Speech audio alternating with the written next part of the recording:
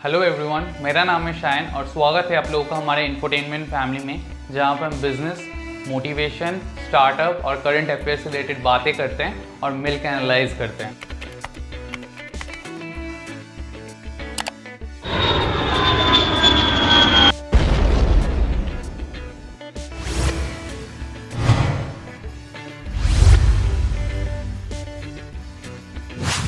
तो कुछ दिन पहले जियो के चेयरपर्सन मुकेश अंबानी ने अपने 43rd एनुअल जनरल मीटिंग में ये डिक्लेयर किया कि गूगल ने 7.7% स्टेक के बदले 33,737 करोड़ इन्वेस्ट किया है जियो प्लेटफॉर्म्स में। मैंने तुरंत ही इंस्टाग्राम में पोस्ट डाला कि whether I should make a video on this और नॉट, एंड आप लोगों में से 80% से ज़्यादा लोग ने मुझे रिक्वेस्ट किया to make a video on this, तो हियर इट इज़। और अगर आप लोग मुझे अभी भी इंस्टाग्राम में फॉलो नहीं करते हो, let me tell you something, आप लोग बहुत कुछ मिस कर रहे हो, क्योंकि इंस्टाग्राम में मैं इंटरैक्टिव पोल्स और पोस्ट करता हूँ और वहाँ पे एंगेजमेंट भी बहुत ज़्यादा होता है। तो अगर आप लोग मुझे इंस्टाग्राम में फॉलो करना चाहते हो, मैं नीचे डिस्क्रिप्शन में लिंक डाल दूँगा।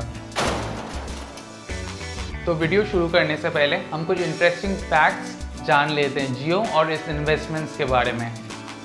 रिलायंस जियो जो सिर्फ 4 साल पहले स्टार्ट हुआ था, उनके अभी करेंटली 400 मिलियन से भी ज़्यादा एक्टिव सब्सक्राइबर्स हैं और 31.7% मार्केट शेयर के साथ वो इंडिया का सबसे बड़ा टेलीकॉम कंपनी है। पिछले साल 2019 में हमारे इंडियन स्टार्टअप इकोसिस्टम में टोटल $12.7 बिलियन की फंडिंग हुआ था, जिसमें 766 कंपनीज ने पार्टिसिपेट किया था। लेकिन इस साल 2020 में सिर्फ रिलायंस जियो ने लास्ट 3 महीने में अराउंड 20 बिलियन से भी ज़्यादा फंडिंग उठा लिया है अकेले। फेसबुक का रिलायंस जियो में जो इन्वेस्टमेंट है, ये दुनिया का सबसे बड़ा टेक इन्वेस्टमेंट है, जिसके बदले किसी टेक कंपनी को एक माइनॉरिटी शेयर्स मिले हैं किसी कंपनी के, और साथ ही साथ वो इंडिया का सबसे बड़ा FDI मतलब फॉरेन डायरेक्ट इन्वेस्टमेंट भी है। जियो के रिगार्डिंग आखिरी इंटरेस्टिंग फैक्ट, हम अपने टेलीकॉम इंडस्ट्री के हिस्ट्री को 2 हिस्सों में यूजुअली डिवाइड करते हैं। एक को बोलते हैं हम प्री जियो एरा और एक को बोलते हैं हम पोस्ट जियो एरा। तो प्री जियो एरा इंडिया रैंक करता था 156 इन डेटा यूज्ड पर कैपिटा में, जो 2 साल बाद पोस्ट जियो एरा में हम नंबर 1 पे आ गए। जियो लॉन्च हुआ था 5 सितंबर 2016 को, जो बाकी के टेलीकॉम कंपनीज के लिए ब्लैक डे भी माना जाता है। तो रिलायंस के चेयरपर्सन मुकेश अंबानी बहुत इंस्पायर्ड थे दुनिया भर के चल रहे डेटा रिवॉल्यूशन से। उनको बहुत पहले ही पता चल गया था कि आगे जाके data is going to be the new currency, इसीलिए उन्होंने अपने नेटवर्क का 2.5 लाख करोड़ इन्वेस्ट किया था जियो में to get the best kind of connectivity using the optical fibre cable. तो पहले से ही जियो का स्ट्रैटेजी रहा था हाई वॉल्यूम लो मार्जिन, मतलब वो किसी एक इंडिविजुअल से 100 रुपये लेने से ये प्रेफर करते थे कि वो 10 लोगों से 10 रुपये चार्ज करें। जब रिलायंस जियो लॉन्च हुआ था, तभी मार्केट शेयर गेन करने के लिए उन्होंने 6 महीने तक फ्री डेटा और फ्री वॉइस देने लगे, जिसके कारण बाकी के टेलीकॉम कंपनीज़ को बहुत ज़्यादा नुकसान हुआ। और टेलीकॉम कंपनीज़ की गलती थी कि उन्होंने जियो को बहुत अंडर एस्टिमेट कर लिया, और इसीलिए जियो के आते ही बहुत सारे telecom companies out of business चले गए, जैसे एयरसेल, टेलीनॉर, रिलायंस कम्युनिकेशंस। और जो टेलीकॉम कंपनीज बच गए थे, उनमें से वोडाफोन और आइडिया को मर्ज होना पड़ा फॉर देयर सर्वाइवल, और एयरटेल को बहुत बड़े लॉसेस होने लगे। और ऐसे ही देखते देखते रिलायंस ने 4 साल में 31.7% मार्केट शेयर होल्ड कर लिया टेलीकॉम इंडस्ट्री में। दुनिया भर में जहाँ पे लॉकडाउन चल रहा है, बिजनेसेस सर्वाइव नहीं कर पा रहे, मैक्सिमम बिजनेसेस ने बैंकरप्सी भी डिक्लेयर कर दिया। इस सिचुएशन के बीच में हमारे मुकेश भैया एक के बाद एक फंडिंग उठाए जा रहे हैं। तो रिलायंस जियो को स्टार्ट करने के लिए उन्होंने रिलायंस पे 2.17 लाख करोड़ का डेट लिया था, और उनका टारगेट था कि मार्च 2021 तक ये डेट पूरा रिपे करने के लिए।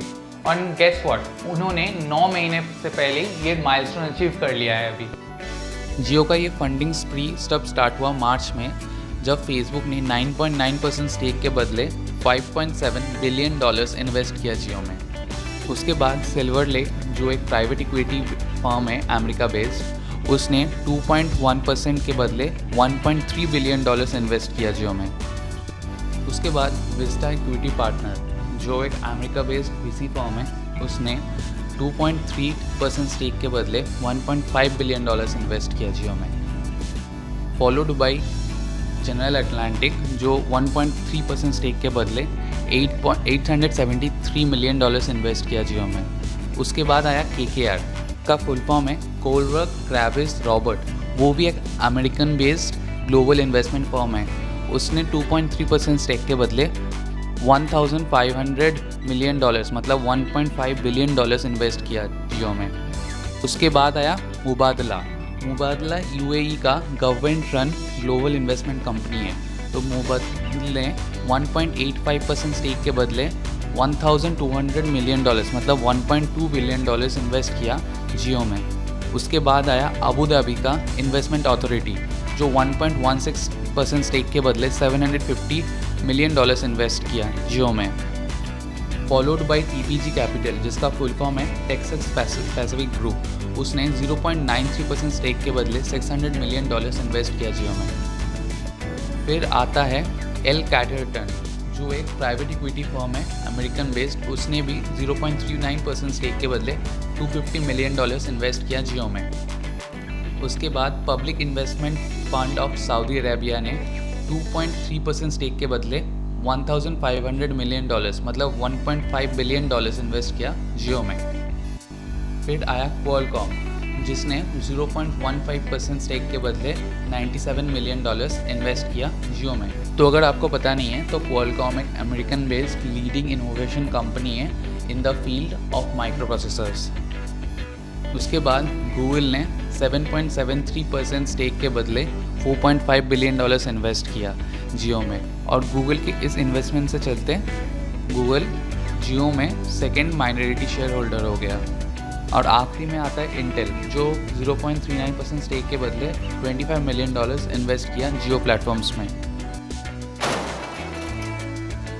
तो रिलायंस जियो ऐसा एक कंपनी है जिनका ग्राउंड लेवल पे एग्जीक्यूशन नेक्स्ट लेवल का है, लेकिन आप लोगों को ये समझना चाहिए कि जियो कोई टेक कंपनी नहीं है, it's a telecom based company. तो उनको टेक में एक्सपैंड करने के लिए उनको एक पार्टनर चाहिए, और यहाँ पे आता है फेसबुक को भी अपना रेवेन्यू स्ट्रीम एक्सपैंड करना था, क्योंकि if we compare Facebook to its global competitors like Google, Amazon, Google के पास गूगल लेंस है, गूगल मैप्स है, अमेजॉन के पास अमेजॉन वेब सर्विसेज है, अमेजॉन प्राइम वीडियो है, लेकिन फेसबुक के पास सिर्फ एक ही रेवेन्यू स्ट्रीम है विच इज़ फेसबुक एड्स, जो ग्लोबली अभी बहुत प्रॉब्लम भी फेस कर रहा है due to its security issues and concerns.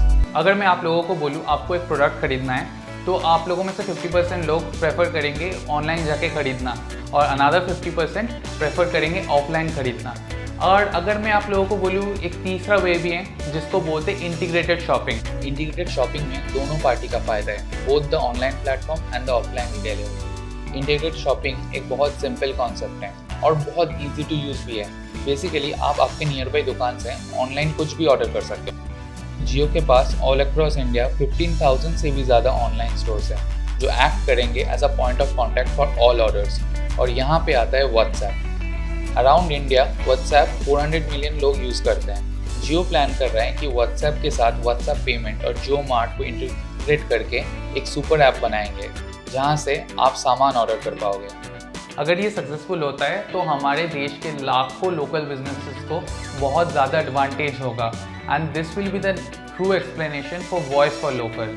तो रिलायंस जियो ऐसे ई कॉमर्स मार्केट में घुसने वाला है with direct competition to big giants like Flipkart and Amazon.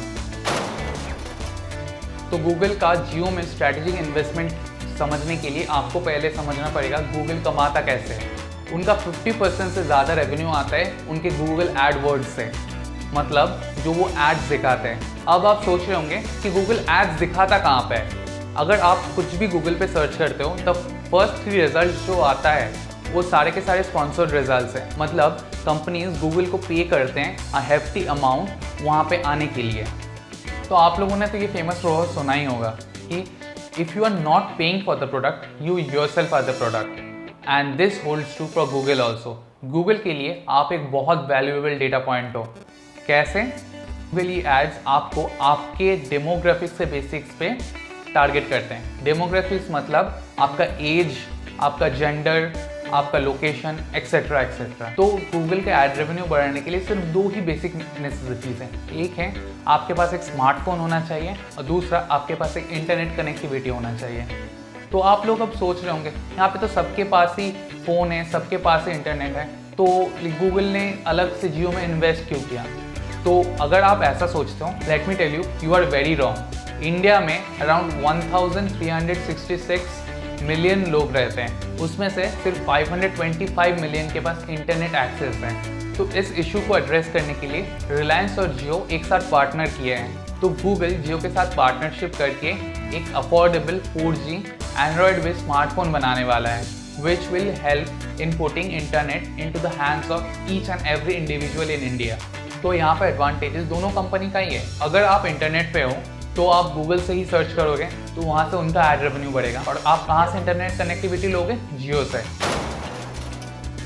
तो 2015 में ही मोदी जी ने डिजिटल इंडिया का प्लान अनाउंस किया था। और डिजिटल इंडिया के लिए एक बहुत बेसिक नेसेसिटी है, सबके पास इंटरनेट कनेक्टिविटी होना चाहिए, and this is where Jio comes in. तो इंडिया में जियो के आते ही डेटा प्लान्स इतने सस्ते हो गए कि right now India ranks 1 in the cheapest internet and data plans across the world. तो अगर आपको लगता है जियो बहुत आगे आ चुका है, let me tell you, you are wrong. This is only their first step.